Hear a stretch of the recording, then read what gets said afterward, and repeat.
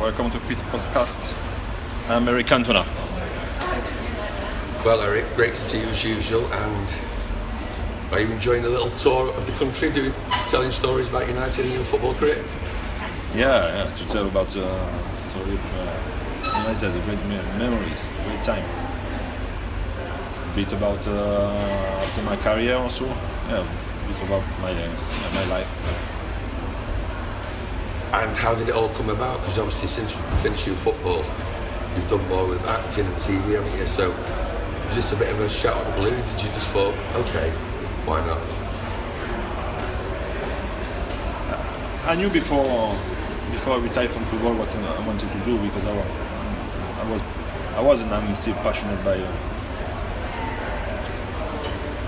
by kind of art, or find something to express myself. I started with sport and football especially, and yes, I always wanted to do it. I retired from football first. I was 24 before I came into England. I was in France and I retired for 3 months. So it was like I've seen how kind of death can be. You know? Play football. I was playing for France. And then I decided to retire. So I was prepared. When I came back, I was prepared psychologically for the after football, because it's very hard. It's like a drug. Football. It's a drug for fun, but it's a drug for players. It's like adrenaline every time. It's like a strong ball. It's very difficult. That's why you have so many players depressed after football. But me, I've been lucky to have this kind of passion. So I have a bit of the adrenaline with acting, not as much as football or sport. There's no singing. Did you feel that when you were playing, you were performing almost like an actor in that sort of role? Because you used to sort of turn the collars up, go onto the pitch, and then it was like your stage, your theatre. It was more like something like something,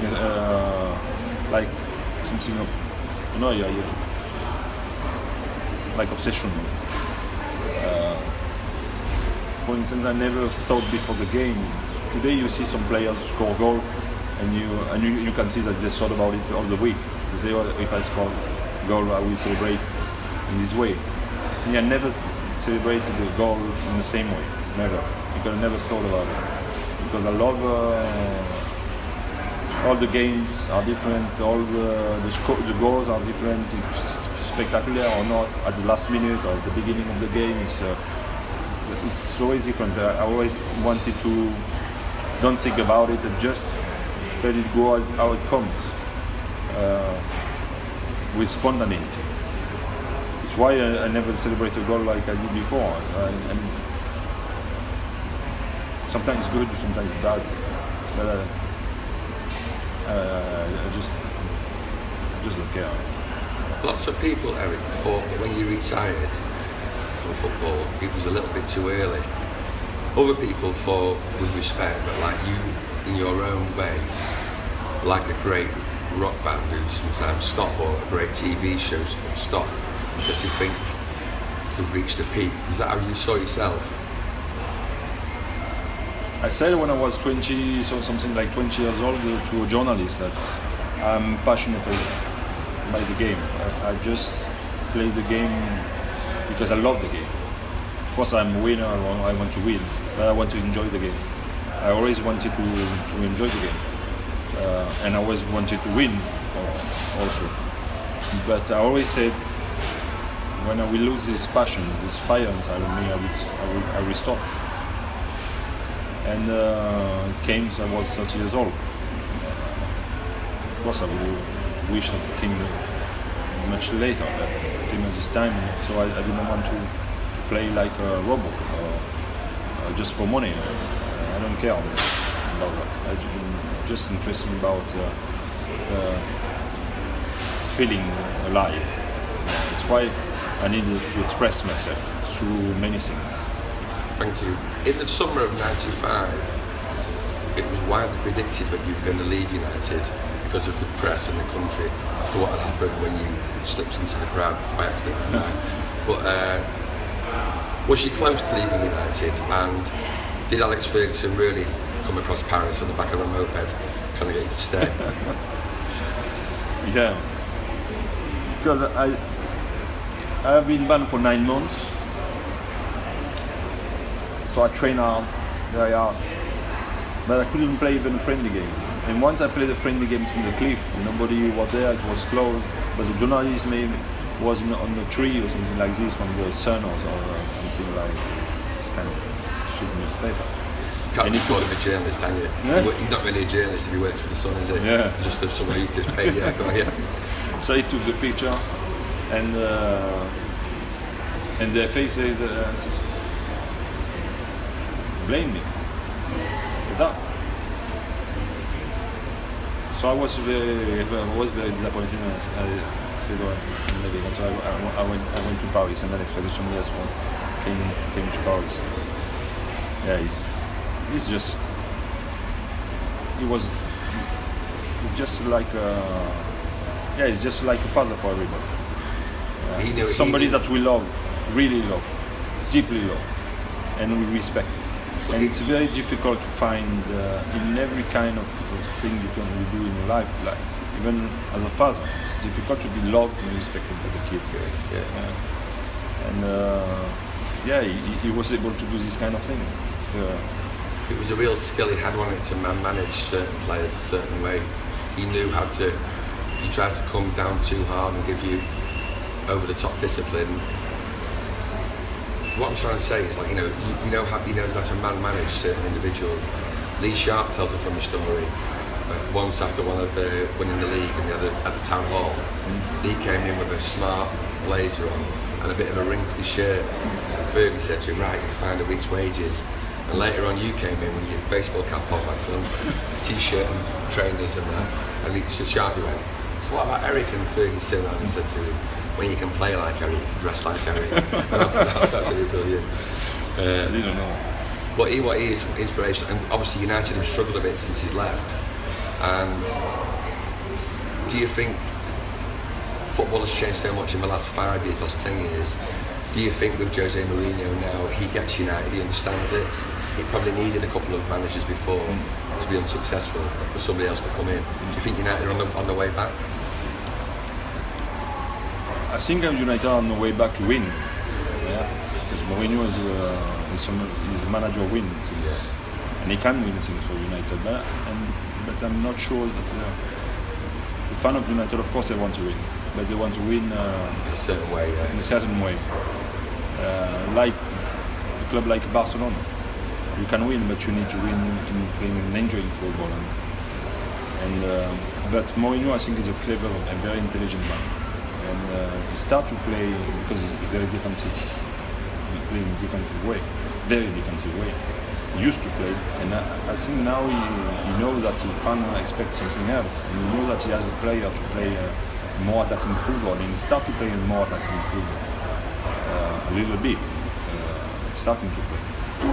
So United can be successful and play a better football than Mourinho used to play with other teams.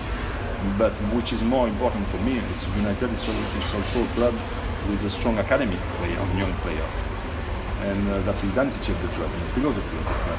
And we don't see for many years now players coming from the academy. And say that because it's also very important when you have a philosophy of playing like Ajax Amsterdam, like Barcelona, like United. You work at the academy in the same way that you play in the first team. So you have players who play together since they are 14 or 15 years old, and they reach the first team and they play nearly the eyes closed all together. And that's very important. And that's the real identity of a club. And United should be very careful and not losing that. Do you think that when he got the job, he realised some of the values you just mentioned needed to be respected, and maybe he is almost making he's almost trying to meet halfway. He wants to be a winner, but he's letting people like Rashford and the young players through. Compromise is the word I'm looking for. Do you think Mourinho realised that was necessary if he wanted to be successful and liked by the fans of United? Do you think he realised he had to, maybe do things he'd not done in previous jobs and give some of the young players a chance if they're good enough? But I speak about the young players, but the young players who come through the academy. That's very important. Who work with the philosophy of the club and come and be ready because they work for 5 years and know exactly the club.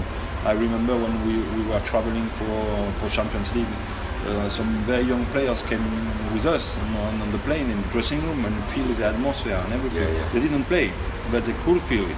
So when it was their time to play for the first team, they were ready with all of that. I think Mourinho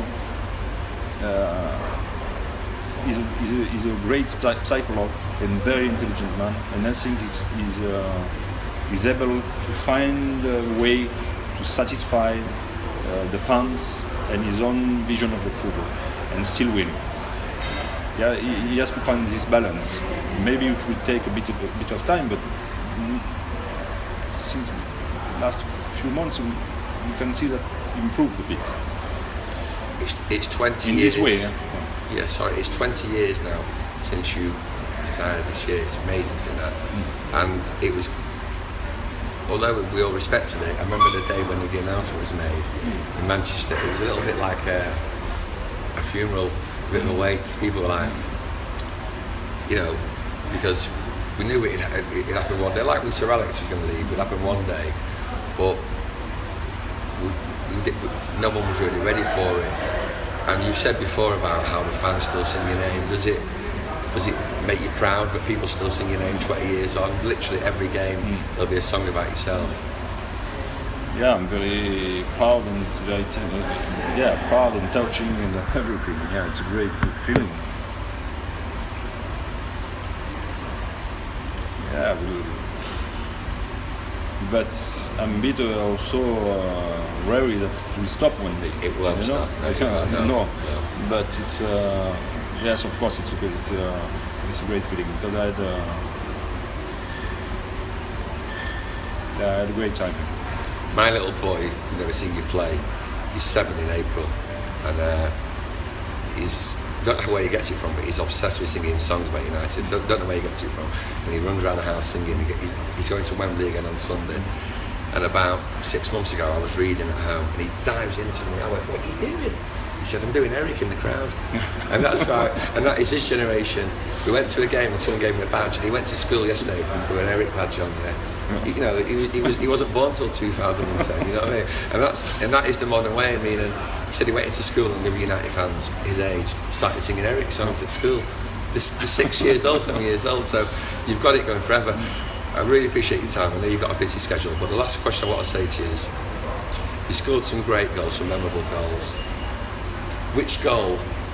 You've probably answered it before, but which goal gave you the most satisfaction? Because as a fan, in 95-96 season, you came back and it couldn't have been any more perfect for the game in the cup final to be the first team to win the double-double, and you scored against our biggest rivals. That for me was the one. It was a great technique. It gets often overlooked because you wait sort of back, but that as a fan is my favourite goal. I'm sure, I know you scored better ones, but as a fan of what it meant, that was mine. What was your best one? Yeah, for me it's the same. Yeah, same because as you said, it was a double-double and a double-double with two generation of players. Yeah, the first one was one generation, and this new generation, it was their first year in the club, and there were 4 or 5 in the team. So it's 40 or 50% of the team. So and a lot of people and specialists they call. Yeah. They didn't. They thought that we couldn't win anything. So it was, of course, it was a double, but it was a double with a new generation of players. It means even more for me and for the fan. So I see, and especially young players coming from the academy, coming from our house, not buying somewhere else. And of course, it was a final, the last game of the season, the last minute of the game against the biggest rival, and we felt not only because I scored, all the team and the fan were in real connection with it at this time. It was a very strong feeling. So yes, it was special. And I said that was the last one, but one that short one. I read an article about Sheffield Wednesday and your trial there. Has Trevor Francis ever spoke to you, ever met you when you were playing at United? Has he ever sort of like had a laugh with you about that? Because he wanted you to do a longer trial, didn't he? And some Sheffield Wednesday fans think what could have been, but I just thought, they're lost. But Trevor Francis pretended he didn't want to sign you anyway. Have you met Trevor a few times since? No. I met him, and I didn't even know that I wasn't trying. I thought I was there to sign, and after a week they said to me, you have to spend one more week in a trial. I said okay, but we played during the week a team, American team, a friendly game, and we won 4-2 or 4-3, and I scored 3 goals. So I was a bit surprised, and yeah. But I think it cost his career as a manager. I think Alex Ferguson made maybe the biggest choice of his life, and it took me. I don't say that. People say a lot of us did before Sky TV was and BT. A lot of us didn't believe it. Someone said, I signed an account. Whatever. A lot of us didn't believe it. It was a bit too what? Really? No. I think that time when you scored, you did over a kick for Leeds at Old Trafford the same season. We won 2-0. And usually because Leeds played, people would have all been going, and people sort of went, because it didn't go in, people clapped it, you know what I mean? Nobody claps a Leeds shot at Old Trafford. But well, Eric, as ever, it's great to see you, and you might even see Mr. Mourinho round if you get back tonight. I've seen him. Have you seen him already? Nice, yeah. That's good. Nice. Was it nice to chat? Yeah, very nice. Oh, it's really I didn't speak with him, but we just say hello. I like him. Yeah, he's a good guy. Yeah. Thank you very much, Eric. Thank you very much.